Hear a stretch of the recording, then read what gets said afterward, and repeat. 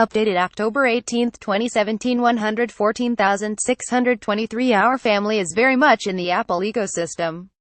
We iMessage, FaceTime, iPhoto, and watch Apple TV. The family uses Find My Friends, and we even have an iCloud cache set up in the house. All said and done, the ecosystem mostly just works. But Apple doesn't meet all our needs, and the gaps have always been filled by Google services. We all use Gmail and appreciate the huge storage, great search, and a lack of spam. Photos are backed up to Google Photos and videos are shared on YouTube. I also pay for YouTube Red to avoid those annoying pre-roll and floating ads. In recent years, Google's ecosystem has expanded in our world. A Google Home device has become a valued part of our lives in the kitchen, mostly for little things like cooking timers, temperature and weather predictions, some background music, and the answers to questions about when a store is open. Aside from the proprietary Apple iPhone apps, the most used apps are identical on iOS and Android. Facebook, Twitter, Instagram, TripView, Fitbit, and WhatsApp. Transitioning from Apple's Contacts, Calendar, and Photos shouldn't be too hard, right? The Pixel 2 feels lighter than an iPhone, but it isn't. The Pixel 2 is a well-manufactured device with a feeling of quality about it. It's just slightly wider and taller than an iPhone 6s, but feels lighter in the hand. It turns out to be the same weight as the iPhone at 143 grams, so the lightness is an illusion. The head and chin are large, and the top and bottom speaker slots make it rather hard to pick which way is up. You have to look for the selfie camera or USB-C socket to figure it out. The screen is super clear, although I note it's set to vivid colors in the settings by default, so I wonder about color accuracy. The fingerprint reader on the back feels odd at first, but I'm getting used to it. When used with a case, the reader is rather deeply in a hole, which makes it a little hard to poke. There is space for a reader on the chin area below the screen, so it's strange that they've kept it on the back. Perhaps edge-to-edge is on the way. Fingerprint reading is very fast but sometimes fails to read, whereas my impression is that the iPhone keeps trying longer. One drawback of the reader being on the back is that you can't unlock the phone by fingerprint when it's lying on a desk and must revert to pin unlock like an animal. The camera bump on the back is wider than on an iPhone but about the same depth. Overall, it seems less dramatic because of that width. Given most people put the phone in a case, the bump doesn't end up being much of an issue. The review unit came with one of the fabric-style cases, which is nice and grippy in a top pocket, although rather thick. USB-C is a big win, and it's great to share chargers with laptops, despite some criticism about the varying capability of USB-C sockets and cables. It's a pity Apple won't be able to move from Lightning cables for fear of a mass uprising for at least a decade. Apple took the initial heat for dropping the headphone jack, but now Google has followed suit. There's a dongle supplied, but the success of today's wireless headphones show the era of getting tangled in earphone cables is happily coming to an end. Migrating from iPhone in the box, there's a USB-A to USB-C adapter, and if you elect to transfer from an iPhone, you are instructed to plug in your unlocked iPhone via its Lightning cable. When connected, the iPhone believes it's been connected to a computer, presumably running iTunes, and asks you to trust the computer.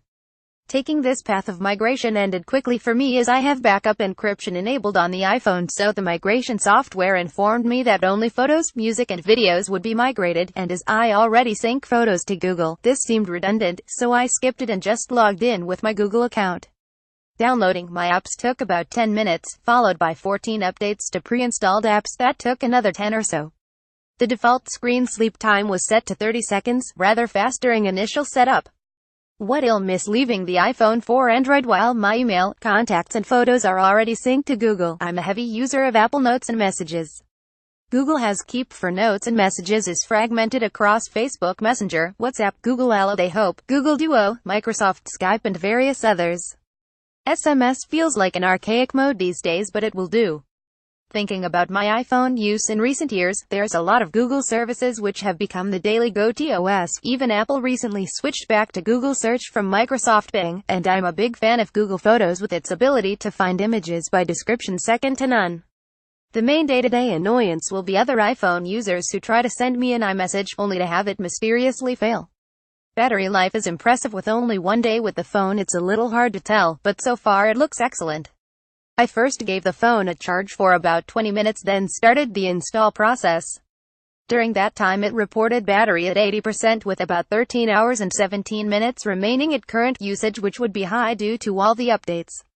Later, after heavy use, battery was at 65% with 10 hours and 47 minutes remaining. 2 hours and 48 minutes after the charge, it was at 60% with about 10 hours remaining, which indicates to me that this phone will have excellent battery life in normal operation. The GPS seems particularly sensitive and could use 14 satellites quickly on the ground floor of a 2-story house. The camera is incredible. If software is eating the world, then smartphones are eating our gadgets. Car GPS, music players, games machines, and most of all cameras have been taken over by smartphones. The camera in the Pixel 2 is stunning. It's helped by the bright high-resolution screen, but really it's the machine intelligence that focuses on the right thing, adjusts the light, and has portrait-enhancing tricks built right in. Best of all, it's very fast. Google Play makes me nervous. There's no doubt that Android has come a long way. Oreo is slick with pleasing animations and loads of useful gestures and usage tips as you go. However, the Google Play Store has misleading app titles, and the fact that Android scans apps for malware rather than making me feel safe makes me a bit nervous.